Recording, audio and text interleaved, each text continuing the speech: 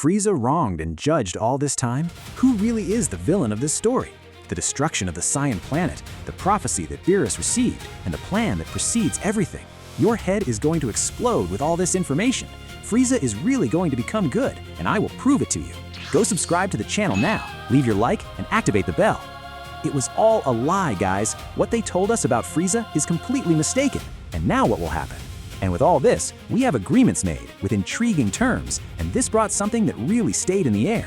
Is Frieza the true villain? The Dragon Ball universe has always been a stage of secrets, hidden forces, and manipulations that were not always clear to those who were at the center of the story.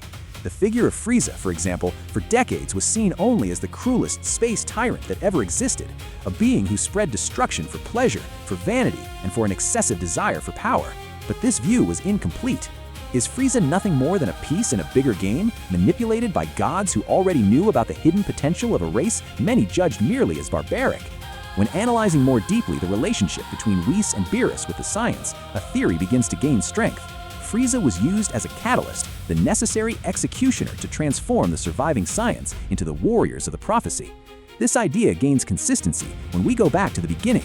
Beerus, the god of destruction of Universe 7, had the clear function of maintaining cosmic balance by eliminating what no longer served, or what for some reason became a threat to universal order.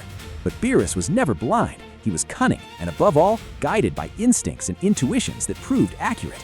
When he determined that planet Vegeta should be destroyed, the official justification was simple. The Saiyans were becoming dangerous, a wild race that could cause more chaos than order. However, looking from another angle, it seems that this destruction was carefully planned to pave the way for the emergence of something much greater. Frieza was the executioning hand of this plan. The Emperor of Evil always believed he had total freedom to dominate and destroy, but the truth is that he was never not being watched and, in a way, used by the gods. Whis, with his calm and distant gaze, knew that only through pain, loss, and hatred would the Saiyans awaken the hidden power they carried. And Beerus, even without showing himself openly, was fully aware that it was not him who needed to guide this evolution.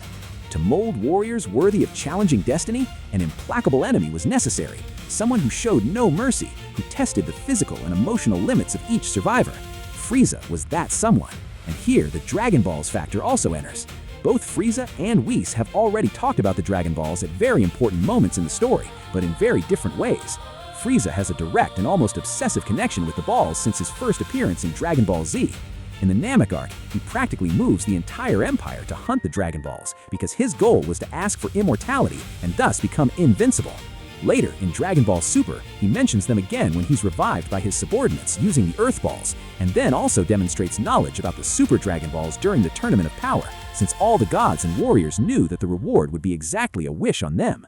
In the manga, Frieza never loses this interest. He even acknowledges how powerful they are, but his focus shifts a bit when he starts relying more on the power he gained through training. Whis, on the other hand, talks about them in a very different way, almost always as someone observing from the outside, with neutrality. He knows both the Earth Balls and the Namek Balls, but his biggest mention is the Super Dragon Balls. He's the one who explains to Goku and Vegeta what they are, how they were created by Zalama, and their absurd size, scattered throughout the universes. Whis never shows desire to use them, because as an angel, he is already at a level that doesn't need that kind of resource, but he gives precious information. It was through him, for example, that the warriors of Universe 7 really understood the weight of the Tournament of Power, since the wish on the Super Balls could change everything. That is, Frieza always talks about the balls as a tool to amplify his power or guarantee his survival, while Whis talks about them informatively as part of the cosmic knowledge he carries. In fact, the balls would be a problem for Beerus because Vegeta could reclaim his planet if he used them earlier, even because the order came from a god, but Frieza was the one who executed it. So yes, that would be possible. In a way, they knew the remaining Saiyans would not do it, and this gains more strength by the fact that it was allowed for the Z-Warriors to be recited more than once, guaranteeing that Goku would have the appropriate training in the other world. Anyway, given all this about the balls, here comes a detail that also changes the entire perspective. Frieza, with his galactic empire, had full access to all the Saiyans. He could, if he wanted, have exterminated each one of them, even the last child, but he did not. Vegeta, the prince, was left alive, and not by convenience, by interest. But the truth is that there was something greater preventing him from finishing the job. Vegeta was from the beginning the chosen one. The pride of his lineage, the weight of his heritage, and the dormant potential in his blood made him the natural candidate for the title of Warrior of the Prophecy. Beerus had already foreseen this, and Frieza, consciously or not, fulfilled the role of guardian of this destiny, feeding Vegeta's hatred and thirst for power through years of humiliation and manipulation. But there was a variable that not even the gods could fully predict: Kakaroto, the Saiyan sent to Earth. Goku grew far from the brutality of his people, cultivated by human values of kindness, justice, and compassion. Unlike Vegeta, who carried the weight of vengeance and pride, Goku flourished with the lightness of someone who fought not out of hatred, but out of love for the challenge, for the almost innocent need to test his own limits. And it was this purity that ended up breaking the drawn destiny. When Goku awakened as a Super Saiyan in front of Krillin's death, he didn't just challenge Frieza, he broke the plan that placed Vegeta as the only bearer of Saiyan evolution. The anger of Frieza toward Goku was never just about the defeat on Namek. It was born from the fact that Goku embodied the error, the break in the logic that had been established. He wasn't supposed to be the chosen one. He wasn't supposed to carry that power. For Frieza, it was unacceptable that a low-class Saiyan, someone who had escaped by mere chance from the destruction of his people, had become the true bearer of the prophecy. The resentment wasn't just personal pride, but also because deep down, Frieza knew he was being used. He had followed the gods' game, he had spared Vegeta, he had kept the cycle turning, and yet Goku appeared to mess up all the pieces. That deep rancor was what fueled Frieza for years. His mind, brilliant and cruel, couldn't accept that his entire role had been reduced to an instrument of destiny. That's why he came back, that's why he surpassed himself, that's why he constantly sought new forms, like the Golden and the Black One. But the change wouldn't be completed just through the pursuit of power. Something greater was necessary, something that made him realize that continuing to be just a piece in a game wasn't enough. And that moment arrived in the Tournament of Power. There, Frieza saw himself side by side with Goku and Vegeta, fighting not only for himself, but for the survival of the entire Universe 7. The irony was unbearable for him. After decades of being the mortal enemy of the Saiyans, now his existence was tied to the victory of those very warriors. He witnessed closely Goku's determination, Vegeta's evolution, Gohan's growth, the resilience of every single one who represented the universe. Frieza, who always believed that life was nothing more than a game of power and domination, had to face the reality that there was something greater than himself. It was in the moment when he fought alongside Goku against Jiren that it really clicked. For the first time, Frieza wasn't fighting to impose his dominance, but because he recognized that there was no other path.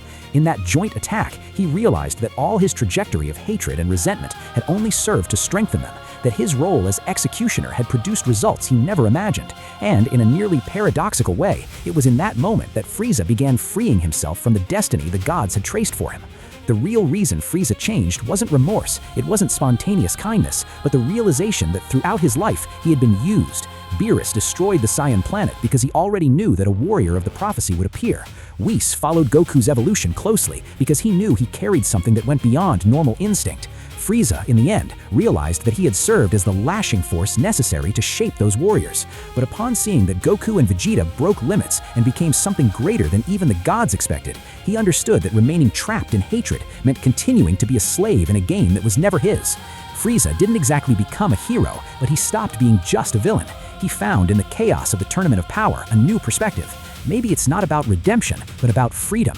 By helping Goku in the end, he made it clear that he was no longer the same, not only because he evolved in strength, but because he finally understood the truth. The destruction of Planet Vegeta, his own role as executioner, and even the emergence of Goku were not coincidences, but pieces of a board manipulated by gods who saw beyond.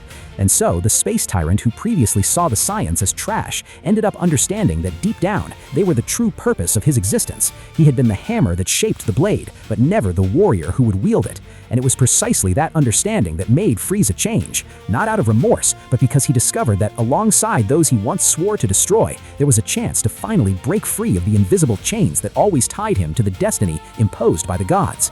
So yes, Frieza was a tool, such a proof that he could have betrayed Universe 7 in the tournament, but he didn't. Frieza could indeed have allied with Sidra, the god of destruction of Universe 9, and this almost happened in Dragon Ball Super. When Goku was recruiting warriors for the Tournament of Power, he knew he needed really strong people, and that's when Frieza was resurrected.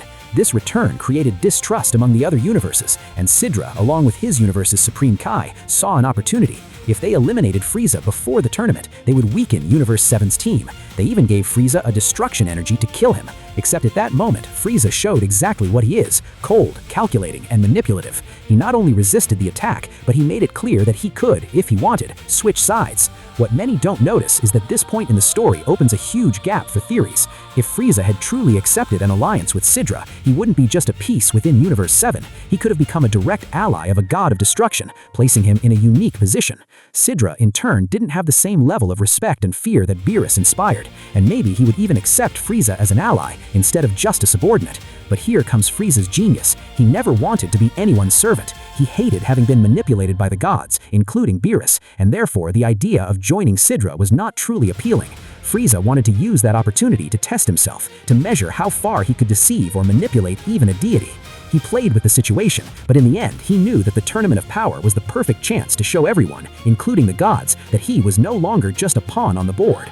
So yes, Frieza could have allied with Sidra, but it wouldn't have been out of loyalty or trust. It would have been just another strategic move to gain temporary advantage. Deep down, Frieza would never accept being under the shadow of a god of destruction inferior to Beerus, because his ego simply wouldn't allow it, and he knows he is being manipulated. But what Beerus didn't expect was Frieza's last appearance, his black form. He didn't kill Goku or Vegeta, who were already defeated, but let them live, showing that his plan is no longer against the science. He understood who really manipulates who, and he will change this lore in Dragon Ball Super. Wait for it.